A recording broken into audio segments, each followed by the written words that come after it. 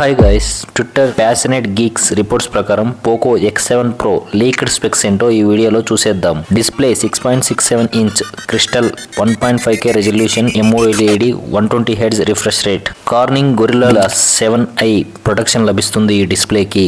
50MP main camera with OS support, 20MP selfie cameras ఉంటాయి. Processor విషయానికి వస్తే MediaTek Dimensity 8400 ultra processor highlight. 6000 mAh biggest battery, 90W hyper charge support లభిస్తుంది.